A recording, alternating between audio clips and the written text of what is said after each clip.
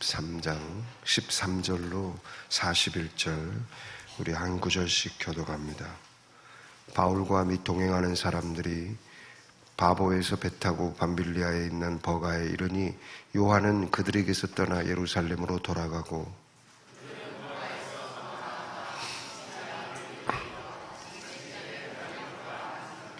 율법과 선지자의 글을 읽은 후에 회당장들이 사람을 보내어 물어 이르되 형제들아 만일 백성을 권할 말이 있거든 말하라 하니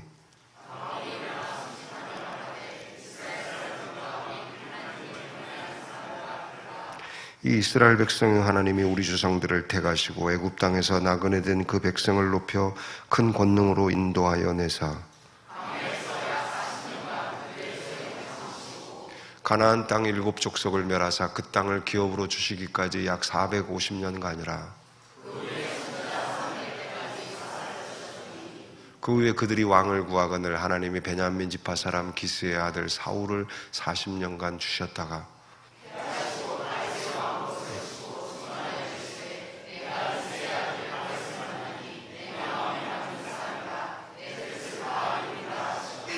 하나님이 약속하신 대로 이 사람의 후손에게 이스라엘을 위하여 구주를 내세우셨으니 곧 예수라.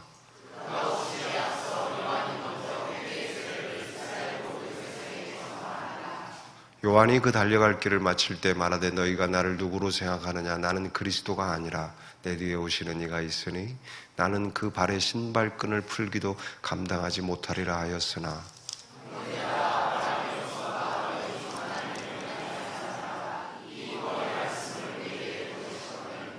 예루살렘에 사는 자들과 그들 관리들이 예수와 및 안식일마다 외우는 바 선지자들의 말을 알지 못하므로 예수를 정죄하여 선지자들의 말을 응하게 하였도다.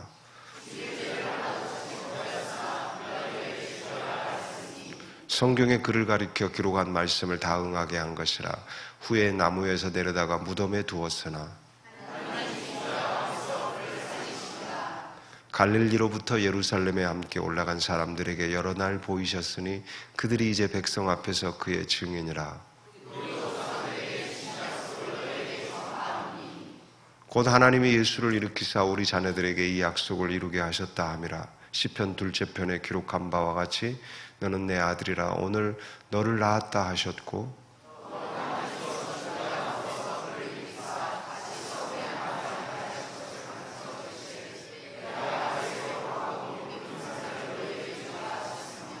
또 다른 시편에 일렀을 때 주의 거룩한 자로 썩음을 당하지 않게 하시리라 하셨느니라.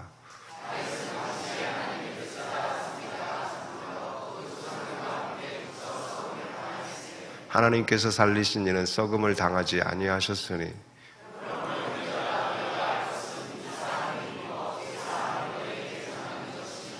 또 모세의 율법으로 너희가 의롭다 하심을 얻지 못하던 모든 일에도 이 사람을 힘입어 믿는 자마다 의롭다 하심을 얻는 이것이라. 함께 읽습니다. 일러스되 보라 멸시하는 사람들아 너희는 놀라고 멸망하라. 너희에게 도무지 믿지 못할 것이라 하였느니라 하니라. 아멘. 우리 인사 나누겠습니다. 함께 예배드려서 행복합니다.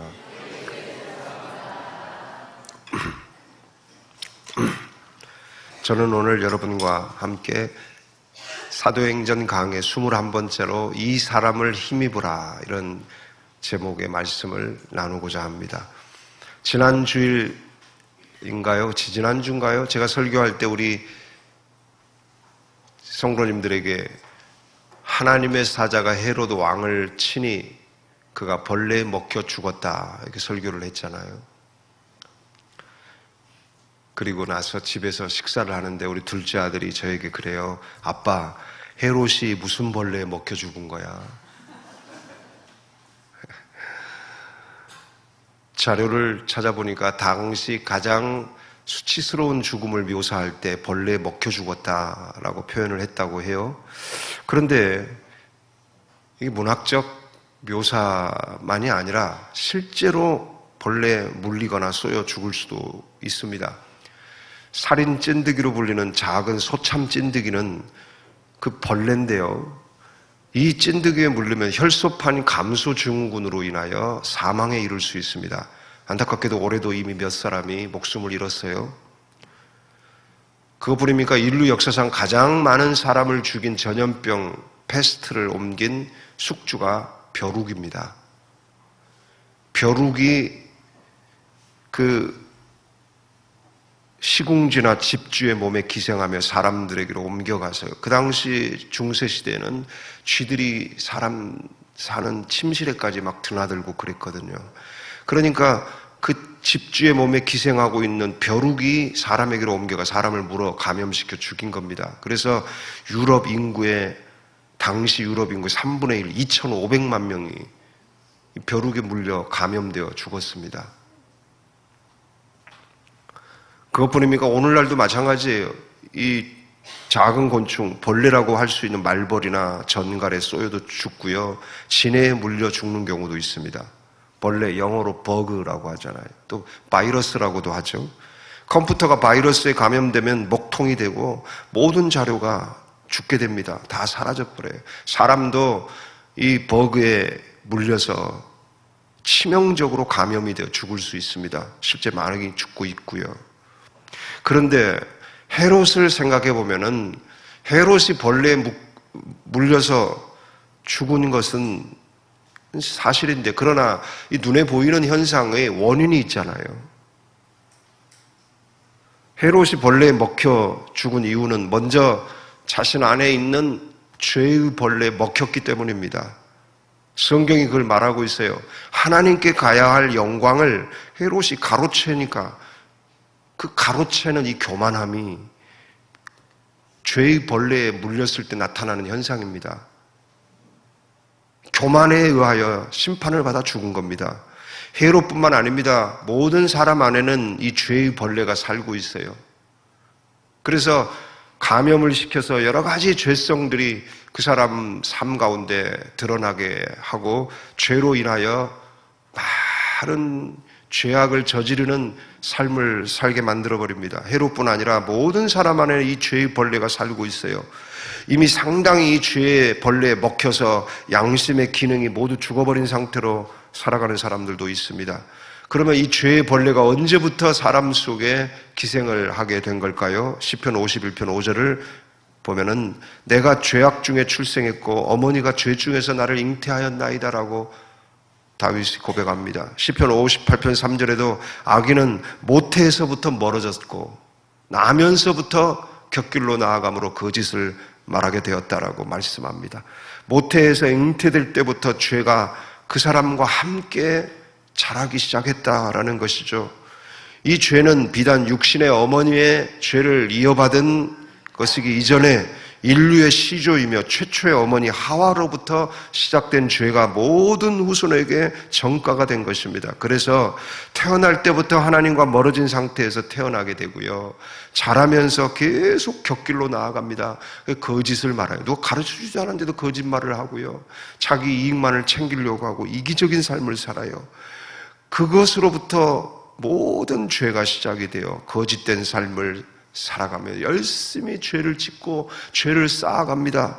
예수님께서 요한복음 8장 44절에 밝히신 대로 너희는 너희 아비 마귀에게서 났으니 너희 아비의 욕심대로 너희도 행하고자 하느니라. 그는 처음부터 살인한 자요 진리가 그 속에 없으므로 진리에 서지 못하고 거짓을 말할 때마다 제 것으로 말하나니 이는 그가 거짓말쟁이요 거짓의 아비가 되었음이라.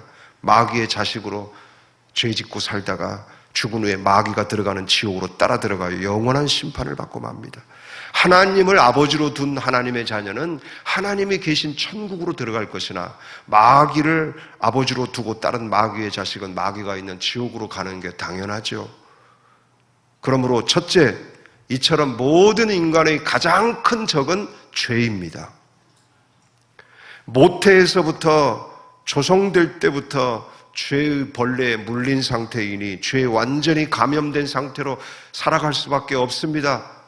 죄를 가지고 태어났으니 죄가 성장하는 만큼 죄성이 발원하고 생각하고 말하고 행동하는 모든 것에 죄의 지배를 받게 돼 있어요. 사람의 육체 안에 있는 이 부분, 마음이라는 게 있잖아요. 생각이라는 게 있잖아요. 이게 완전히 죄에 감염되어 있으니 밖에서 아무리 높은 수준의 교육을 집어넣어주고 교양을 넣어주고 선의와 지혜를 가르쳐 주어도 안으로 들어가기만 하면 죄와 뒤범벅이 돼가지고 나오는 것이 전부 다 부패되어 나옵니다. 학문 자체는 선한 것이고 지식도 선하고 지혜도 선하고 교양도 그 자체는 선한 것이나 밖에서 안으로 들어가기만 하면 우리 안에 있는 죄성과 뒤범벅이 되어 부패가 되어 나와서 사람을 더럽게 만드는 겁니다. 그래서 마가복음 7장 15절 이하에 예수님이 이렇게 말씀하세요. 무엇이든지 밖에서 사람에게로 들어가는 것은 능히 사람을 더럽게 하지 못하되 사람 안에서 나오는 것이 사람을 더럽게 하는 것이니라 하시고, 속에서 곧 마음, 사람의 마음에서 나오는 것은 악한 생각, 곧 음란과 도둑질과 살인과 간음과 탐욕과 악독과 속임과 음탕과 질투와 비방과 교만과 우매함이니 이 모든 악한 것이 다 속에서 나와 사람을 더럽게 하느니라. 그래서 사도 바울은 이런 죄에 감염되어 있는 자신의 몸, 이 마음과 생각이 있는 이 몸을 향하여 사망을 선고합니다. 로마서 7장 24절에 오라 나는 공고한 사람이로다. 이 사망의 몸에서 누가 나를 건져내랴. 바울이 말하는 이 사망의 몸이란 어떤 몸을 말합니까? 나이가 들어서 점점 노화가 되고 죽어가는 신체를 말하는 거예요? 아닙니다. 태어날 때부터 죄에 감염된 채로 태어나 평생을 죄 가운데 살아서 죄의 잔해만 가득 쌓여있는 자신의 내면의 몸을 가리켜 사망의 몸이라고 말하고 있는 것입니다. 이 사망의 몸, 지금 현재적으로 나는 죽어 있다라는 거예요. 죽은 채로 여태껏 살아왔고 지금도 죽어 있고, 이 사망의 몸, 이 몸에서 누가 나를 건져내랴.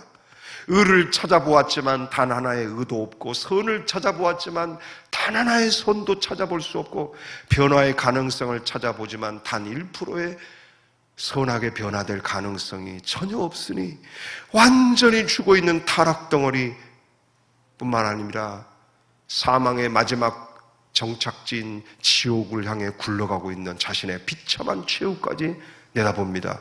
이 거름 무더기 같은 절망적 인생에서 누가 나를 건져내 줄 수 있을까? 주변을 둘러봅니다. 훌륭한 선생님, 뛰어난 학자, 백발의 철학자, 영험한 종교인, 최고의 부자, 권력을 가진 왕, 거기 누구 없습니까?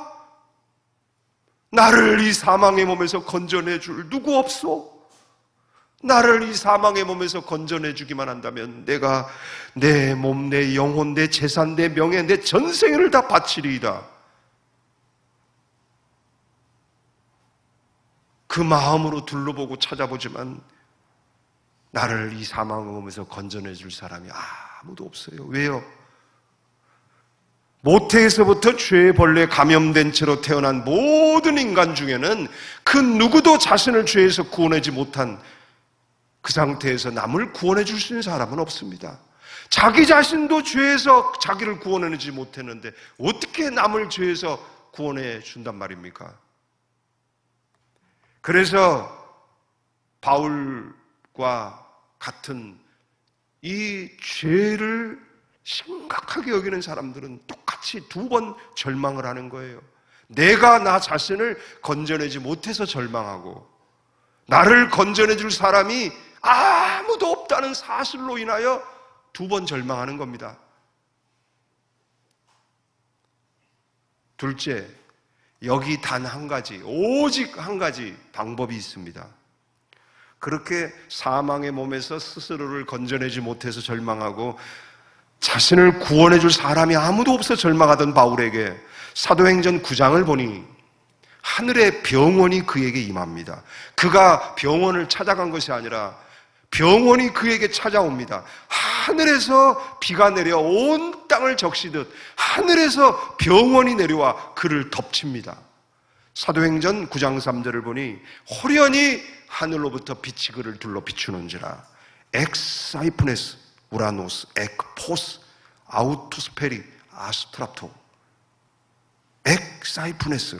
갑자기 뜻밖의 우라노스, 에크, 하늘로부터 포스, 빛이, 찬란한 빛이, 이 빛은 눈을 부시게 하는 빛을 넘어 내 지식을 밝혀주고 내 영혼을 밝혀주는 내 전 존재를 비추는 빛이에요. 이 포스는 엄청난 빛이, 아우토스, 바로 그를, 하나님이 선택한 바로 그에게 베리아스트랍토, 둘러 비추더라.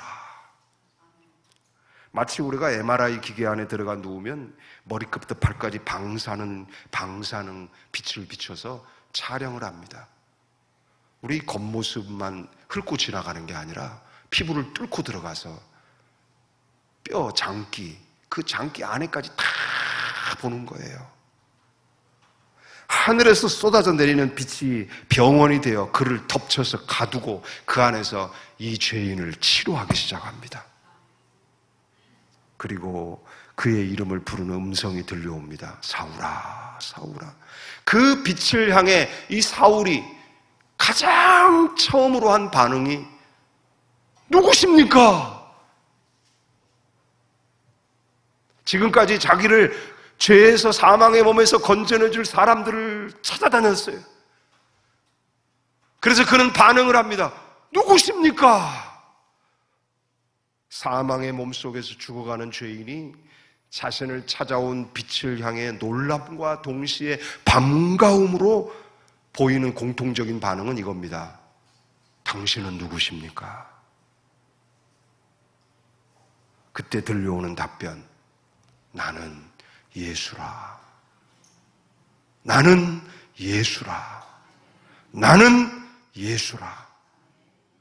호련히 찾아온 분이 예수셨고, 하늘로부터 빛이 되어 찾아오신 분이 예수셨고, 빛으로 둘러 비추어 주신 분이 예수셨고, 그를 사망의 몸에서 건져내 주신 분이 예수셨습니다. 이 사건 이후 바울은 스스로의 힘으로 빠져나오지 못했던 그 사망의 몸에서 예수를 힘입어 빠져나오게 됩니다. 예수를 힘입어 죄의 감염된 상태에서 벗어나게 됩니다.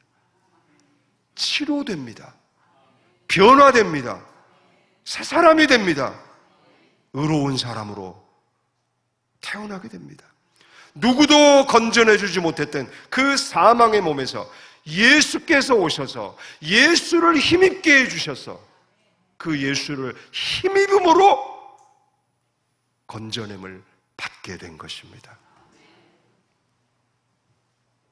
안에서도 자신을 구원하지 못했고 밖에서도 자신을 구원해 주지 못했던 이 이중적 절망에서 예수를 힘입어 구원을 받은 그는 훗날 자신이 구원받게 된 이 사건을 남들에게 간증을 하면서 자기의 내면을 표현하면서 간증하고 외적으로 자기를 바라보면서 간증을 합니다. 사도행전 9장 3절에 보면 이렇게 말해요. 호련히 하늘로부터 빛이 그를 둘러 비추는 줄아. 자, 자신을 외적인 밖에서 자신을 보고 있어요. 밖에서 자신의 모습을 보고 있습니다. 또 사도행전 22장 6절 호련히 하늘로부터 큰 빛이 나를 둘러 비치며 안에서 자기 모습을 보고 있어요.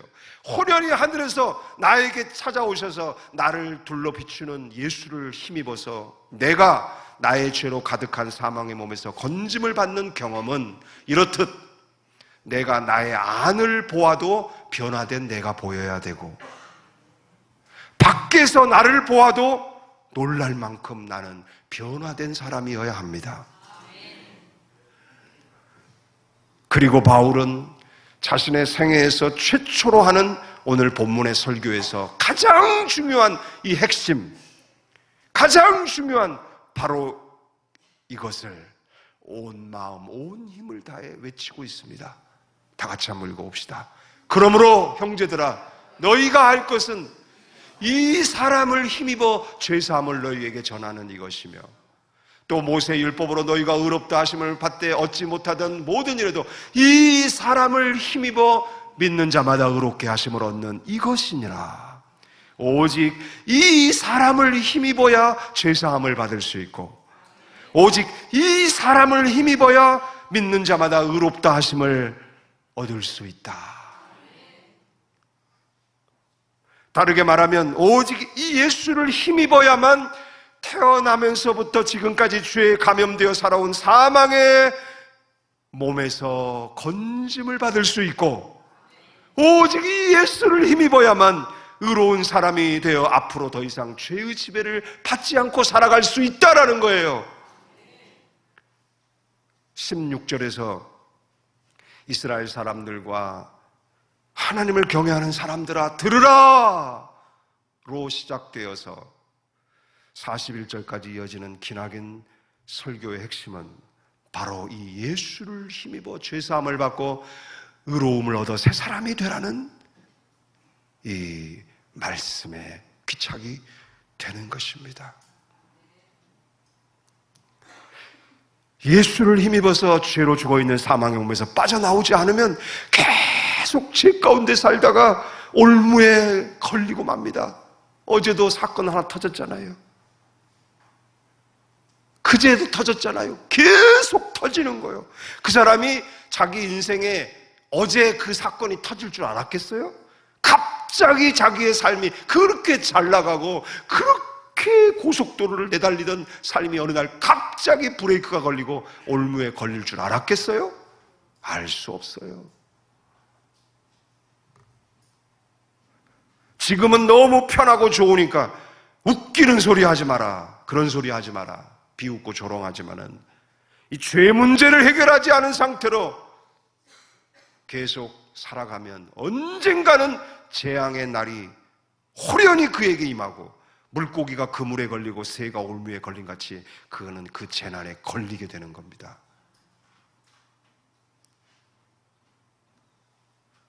전도서 9장 12절을 다 같이 읽어봐요. 분명히 사람은 자기의 시기도 알지 못하나니 물고기들이 재난의 그물에 걸리고 새들이 올무에 걸린 같이 인생들도 재앙의 날이 그들에게 호련히 임하면 거기에 걸리느니라. 죄 문제가 해결 안 됐기 때문에 이 재앙에 빠지게 되고 올무에 걸리게 되는데, 거기에서 빠져나오고 벗어나려면 그 원인을 정확히 알아야 되거든요. 근데 양심이 죽어 있고 영이 죽어 있고 사망의 몸 상태에 있으니 어떻게 그 원인을 알고 그 원인을 해결한단 말입니까? 방법이 없습니다. 이사야 47장 11절을 다 같이 읽어봐요. 시작. 재앙이 네게 임하리라. 그러나 네가 그 근원을 알지 못하며 손해가 너에게 이르리라. 그러나 이를 물리칠 능력이 없을 것이며 파멸이 호련히 너에게 임하리라. 그러나 네가 알지 못할 것이니라. 영이 죽어 있고 마음이 죽어 있고 그러니 아무 원인을 알 수가 없고 원인을 알지 못하니 해결을 할 수가 없어요. 나중에 지옥에 떨어진 다음에서야 자신이 왜 그 파멸의 자리에 떨어졌는지 그 이유를 알게 되는데 이제는 기회가 없는 것이죠. 그렇기에 저는 오늘 이 시간 바울과 같은 심정으로 아직 구원받을 기회가 있는 여러분들에게 강력하게 외치는 것입니다. 이스라엘 사람들과 및 하나님을 경외하는 여러분 들으십시오. 이 사람 예수를 힘입어 죄사함을 받으십시오. 이 사람 예수를 힘입어 의롭게 변화되십시오. 오늘이 기회입니다. 이 사람 예수를 힘입어 그의 십자가의 피를 힘입어 죄사함을 받으시기 바랍니다. 그 예수의 부활을 힘입어 사흘 만에 죽음을 이기고 부활한 그 부활을 힘입어 의롭게 새로 태어나시길 바랍니다. 새 사람이 되시길 바랍니다. 만약 현재 여러분 중에 죄의 벌레에 물려가지고 죄책감에 시달리고 밤을 지새우며 고통스러워 하고 있는 분이 계시다면 그 고통이 하는 소리를 들으세요. 너에게는 예수가 필요하다. 너에게는 예수가 필요하다. 고통이 스승이 되어 여러분을 구원의 길로 인도해 주는 겁니다. 너에게는 예수가 필요해. 예수를 찾아라. 죄악에 감염되어 영적으로, 정신적으로, 육체적으로 병에 걸려 신음하는 분이 있다면 그 병이 하는 소리를 들으십시오. 너에게는 예수가 필요해. 너에게는 예수가 필요해. 예수를 찾아라. 인생에 실패하고, 가정에 실패하고, 사업에 실패, 절망 속에 비틀거리고 있는 분이 여기 계십니까? 그 고통이 하는 말을 들으십시오. 너에게는 예수가 필요하다. 예수를 찾아라. 그를 힘입어라.